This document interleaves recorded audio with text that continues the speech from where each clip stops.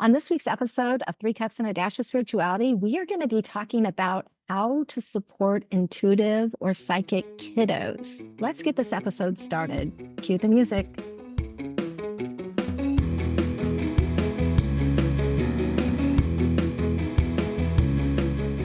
Hi, everyone. Welcome to this week's episode of Three Cups and a Dash of Spirituality. I'm Michelle, and here, as always, with Stacy. Hello, everybody. And Carissa. Hey, hey, hey. How are you ladies doing today? Pretty good. Great. It's hot already in Texas, but it's like the How beach. you doing, Michelle? I'm doing good. Yeah. No, I was in Alaska the other day. Now I'm back in Arizona. So that is a temperature change. Talk about whiplash, huh? I know, but I had a really cool experience while I was flying back yesterday. Like, can I just take a moment to share it here? Please do. Because it kind of ties into last week's episode, or the episode we released 2 weeks ago, when we were talking about dreams and premonitions and things like that. So I was sitting in the plane, buckled in my seat. We're starting our descent into Seattle, and I close my eyes and I'm sitting there completely relaxed. And then all of a sudden I was outside the plane and I had the clearest view of the sky and the horizon. It was crystal freaking clear, and it was so bright that I opened my eyes, and I wish I could have held on to that moment for a little bit longer, but I wasn't expecting it. So it like surprised me and I came right out of it, but it was really cool. I haven't had something like that happen so instantaneously. Like I've astral traveled, but that was just, it was weird. It was cool. With this experience, what did it feel like? Did it feel like the sense of like euphoria, or did it come just suddenly and you didn't have a chance to kind of catch up with what you were feeling? Yeah, euphoria is a great word for it, because it was just like out there and I just felt so free. And again, nothing's ever been that crystal clear before. And I'm like, where am I? And then I'm like, whoa, and then like was right out of it. But in that moment, in those seconds, yeah, it was very freeing, euphoric, interesting, exciting. Yeah. All of those positive vibes. I love that. Carissa, cool. You said something like that's happened to you before? Not like that. I just, when you texted that day before I was starting a session, and there was a little orb that came through, and I was like, oh, someone's here. I was like, and so I tapped in very quickly before they came on Zoom, and I said, who is this? And it was a woman, and she showed her hair, but that's all I got. From someone that was on the computer, it was someone's loved one. It feels like maybe that person's going to come in more, or maybe they're helping me with someone. But it was cool because I don't see orbs like you. And so that little orb that went in front of the computer, it was like, what? It was like, Choot. Well, when you say that, it's kind of interesting because I think one of the things that pops up is it's like, did that really just happen? Did I really just experience that? And sometimes we have these really cool experiences where we don't even acknowledge them because we can't, because we don't like, and I know I've used this example so many times, but it reminds me of the first time I ever crossed somebody over. I did it and then I paused and I went, well, that just happened. Like you just do it. And then you kind of, it's like your brain catches up with you after. Yeah, and I've kind of stepped into the energy when I think about the experience, kind of like, did that just happen? But it did. The feel of it, the euphoria. I love that word euphoria, so I keep using it, but it just felt so different. And I knew I wasn't dreaming it. It didn't feel like any dream because I don't dream in color. This was bright. It was clear. And I think it was the brightness that actually jolted me out of it. Yeah, very cool. So I wanted to share that as we move away from dreams and premonitions, at least for this episode. This was Carissa's idea, and she had suggested that we talk about how to support intuitive or psychic children. And I think that's a wonderful topic. It's one that speaks to my heart, and I know to yours also. Well, what do y'all think about this whole thing about my child is a star seed? Because what I have noticed with children is that all children are intuitive. And when we put our children in a place where they're quote unquote special, that can actually cause more harm than good. What do y'all think about that? So I'm going to jump right in, and I'm going to say that this goes back to, do you remember when we were talking about all the different kinds of intuition that are out there and the labels and stuff like that? Yes, I abhor labels. for that reason, because I think it boxes people into one specific definition of who they are and what they can do. And I think the descriptor of star seed or anything along those lines does the exact same thing. I'm not against it. I understand the language is there for a reason and it helps us better understand things. However, whenever we start to put that much weight and pressure on those labels, it becomes so problematic, and it actually forces particularly children into boxes that they really don't need to be. Children need to be able to be children. And if they have these intuitive um, experiences, abilities, or see things, it's cool to be able to support them in a very level way and not over expand that so they can still be kids. Exactly. They need to be kids and children. Yeah, I'm a mom and have boys. And again, I've always been open to it. And so had they ever come to me, I would have had the conversation, or so I thought. I think I've shared this before, but when my son was very young, we were taking a nap, and when he woke up, he saw a little boy in the room. And I'll tell you, in that moment, I was so shocked by it. I was not a good role model. I didn't know how to handle it because it scared me. I picked him up. I flipped on every light in the house. I called somebody on the telephone just to hear another person's voice, and it scared me. And so his first, and he doesn't really remember it now, but his first experience was mom being afraid of it.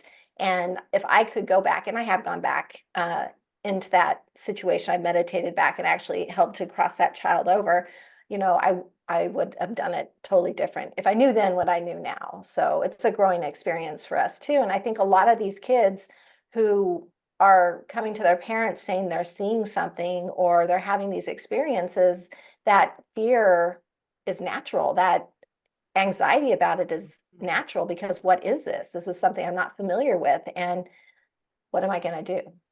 And Mama Bear kicks in. Mama Bear does kick in. Mhm. And, parents can go one of two ways. They can say, stop it. Don't ever talk about that again. It scares me. People will look at you like you're funny. Or they can embrace it and say, let's talk about it. Tell me what you Tell saw. me more.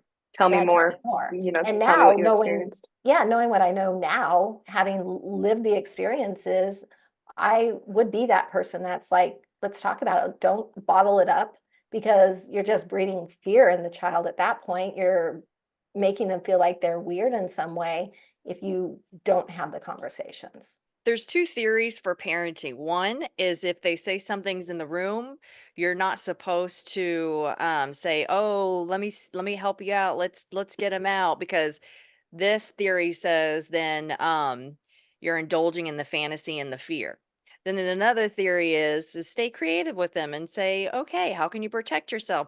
Well, I'm for theory number two, because theory number one really invalidates their experience and their children anyway. So let's say if nothing was there, why not just let them be creative? One time when I was younger, I volunteered in an Alzheimer's unit, and what do? We enjoy their creativity. They're like, "Oh, I'm getting in a spaceship." Okay, let's get in a spaceship. Because if you were to fight them, it would make them more angry. I think that one of the important things, though, with kids is to make sure that there is not a significant amount of fear there, because I know in with clearings and stuff that I've done, a lot of them have centered around the night terrors or experiences little kids are having. And oftentimes, I think that, we kind of label things very quickly like night terrors or, I know sleep disturbances and stuff like that. There's a lot of things that are behind it. But one of the things that I tend to embrace is that idea of allowing a child to create their own protection. And one recommendation that I've given time and time again to parents is doing monster spray just with water, or just with water and maybe an essential oil or something in it, so that if these children or if a child is having an experience that scares them, they can use that. I call it monster spray, but label it whatever you want, to protect them from whatever they're experiencing, which inadvertently creates an energetic barrier, which is what we teach people to do. We teach Because them to, we are the ones in control, not right. the stuck spirits. Right.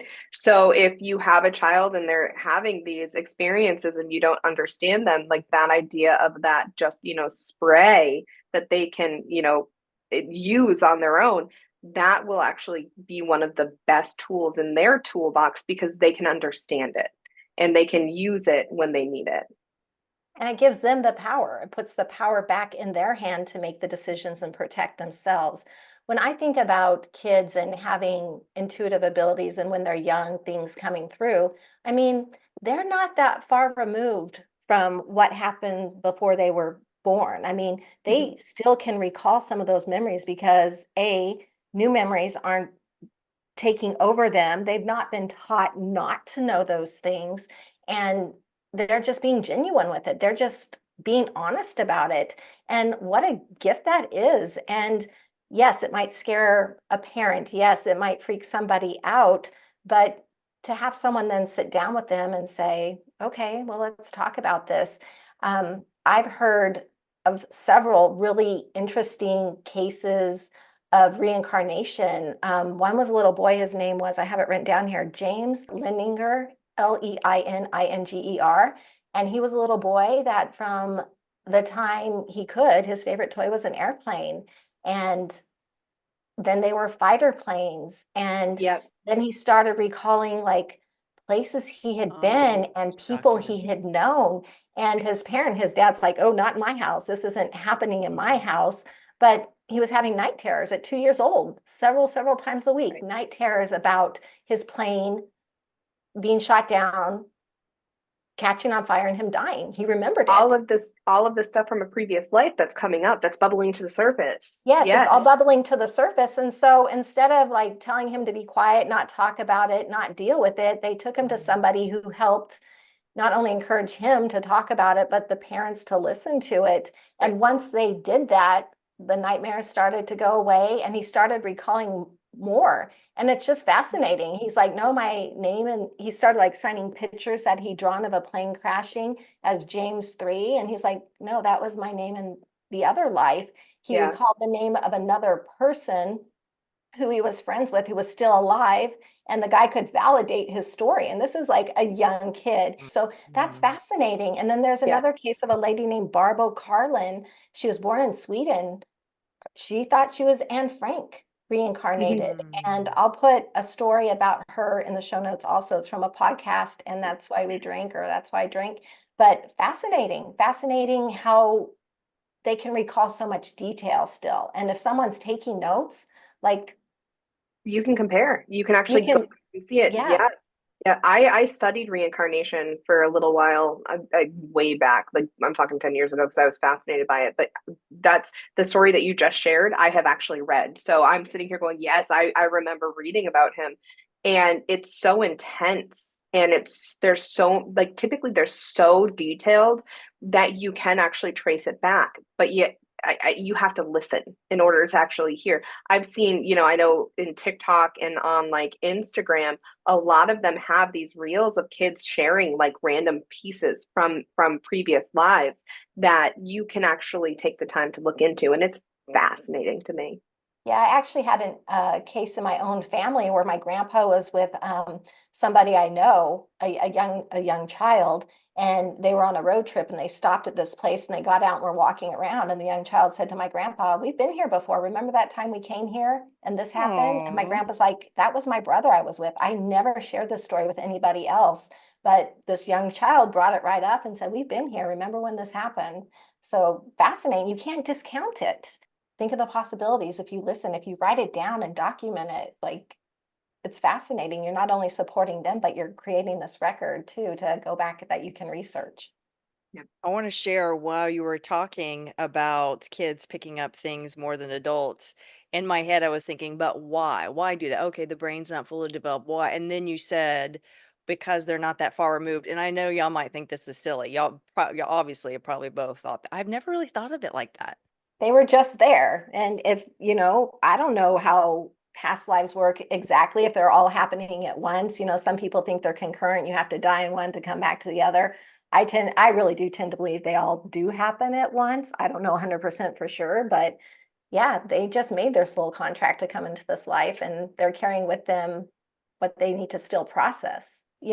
I think a really good thing to continue to talk about are those tools that we can give these kids. And unbeknownst to that child, like with the monster spray you were talking about, Stacy, you're teaching them basically, that energetic barrier thing. Well, and I think I'll throw out there like the biggest thing is to make sure that they have a safe space to express themselves, and not feel judged, asking those open-ended questions like what else happened? Tell me more.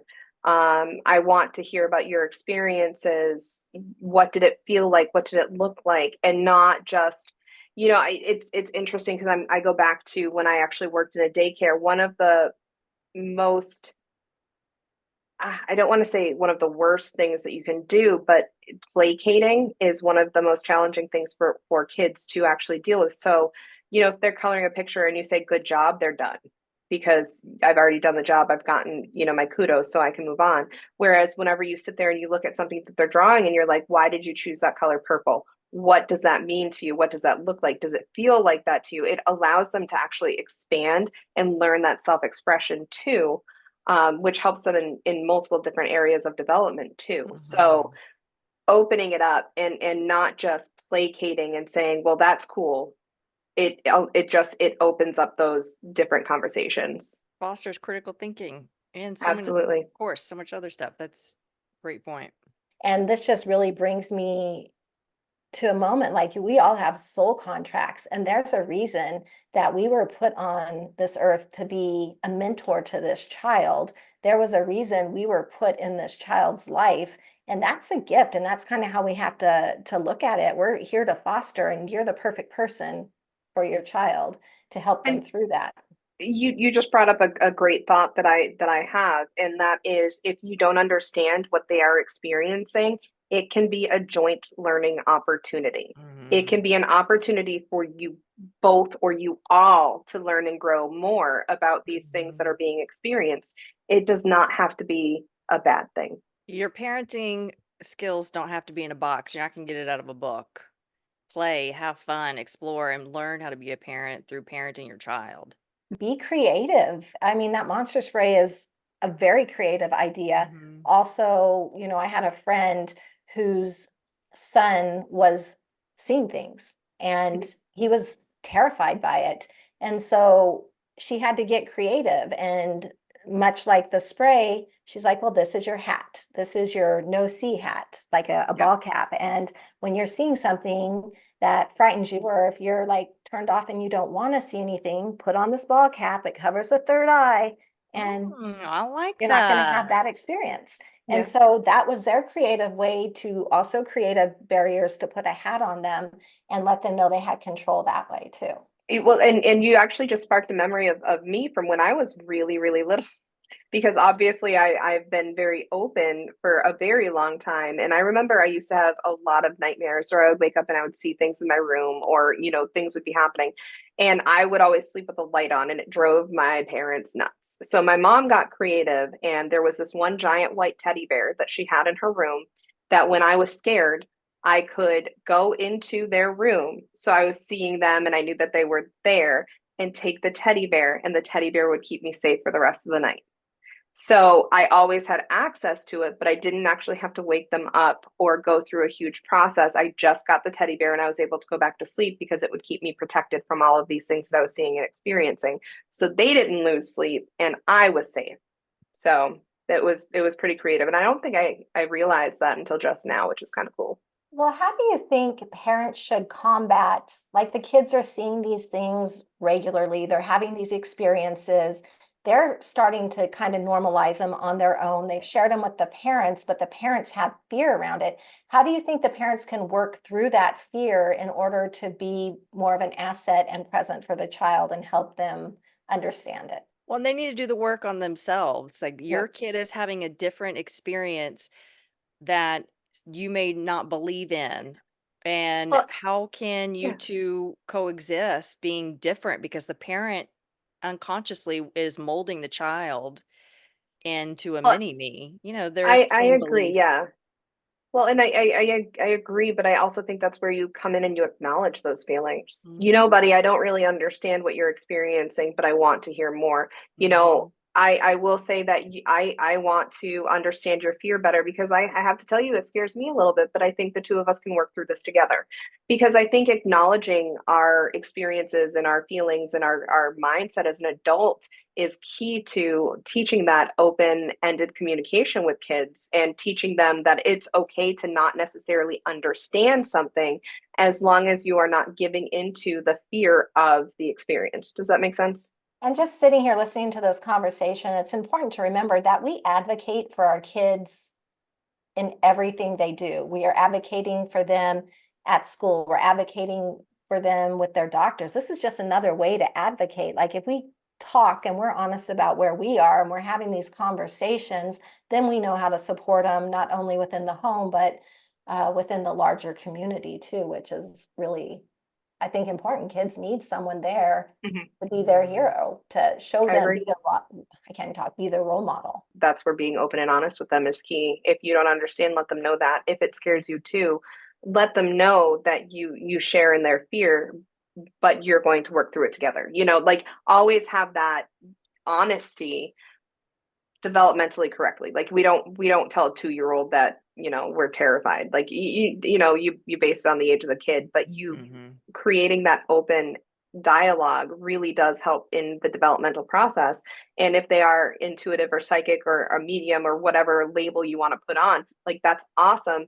By allowing them to express themselves, you're actually going to innately foster that and have them more comfortable with who they are authentically. And that is ultimately the goal in growth is really becoming who you are. I can speak for myself and say that I don't think I was authentic to myself until my 30s, and I'm still kind of finding new things about myself that I didn't know before. But and it wasn't because my growth wasn't fostered. It was because I tampered it down because of fear, because I didn't understand. So, yeah. Right. And in the home environment, as a parent or mentor, you're giving them permission to be their authentic self because when they go into the bigger world, I mean, even probably as early as preschool, they're going to be learning other people aren't talking about this, other people aren't seeing this. So they're automatically going to go into, oh, here I have to be quiet. They're going to learn Right. their own boundaries, but they have to have somewhere they can share it. And Yeah, I think that is the point to drive home here is, absolutely. Yeah, make and that safe place for them. love Yeah, and that. it's funny, I'll just share this here. It kind of relates in it because we've been talking about fear and working with people who haven't had the experience. Today, we're talking about younger people. But the other day, I was with a loved one. We were traveling in a hotel room, and I thought I caught something out of the corner of my eye, but I dismissed it, just like, oh no, I probably didn't see that. It's probably my reflection. Well, this other person in the room all of a sudden's like, Michelle, there's a person in this room right now. And I'm like, what? And I got scared in that moment. I couldn't talk to him about it in that moment because I could feel myself getting worked up. So I had to go through it mentally. And I do this all the time. And I had to wait till the next day when we were out of that space to ask him. And he's like, yeah, I saw it. And then I was jealous. And I'm like, what? Like I've never seen a full person right in front of me. And you're giving me details of what the person's wearing, how old they were. It was a male. And I'm like, that is so cool. And just being really excited for the experience. But he was more like, yeah, okay. Well, he didn't get a Whatever. little excited afterwards? He didn't get interested or curious about it? Not like me. I'm telling everybody, and he's just like, yeah, it happened. Okay. I don't think he Moving on. realizes how cool that is, but I was still surprised that I stepped immediately into fear and I couldn't talk about it in that moment, that I had to process it in order to have a conversation later. And it's Mhm. okay to take a minute. It's okay to take a minute with like someone your own age or kids. If you need that minute, take it. Think Do you about think what you it's want to Absolutely. say and how you want to react. do you think it's because he kinda teeters of believing and not believing? No, I've been listening to this conversation and it wasn't until I was older, that I opened up. And he's the first person who ever said to me, I don't totally understand it. I support you because I've seen what happens when you're around. Tell me about it. So kind of like what Mhm. Stacy was saying as parents, we should say to our kids, it's like Mhm. he gave me that permission when I was an adult Yeah. to, Tell me more. What else? to All be of those things. comfortable. Yeah. Yeah. He's never said, I don't want to hear about it or that's too Right. weird. I mean, I've gotten a couple looks like, okay, really? But I mean, he's supportive. He wants to hear about it. It makes That's all so the cool. difference. And as an adult, I've seen it makes all the difference. So Yeah. thinking of a kid who, we're guiding them, we're pulling them through life. We are seeing the bigger picture. We're putting those boundaries of protection around them to have that Right. support at a young age. How amazing is Right. that? So what else do you want to share about this? I Being got nothing. mentors. I don't think I have anything else. Might be a good place to wrap then, huh? It's Well, wild. Stacy, take it away here. Stay classy. Stay sassy. Stay badassy. Until next time. Bye, everyone. Bye, guys. Bye, guys.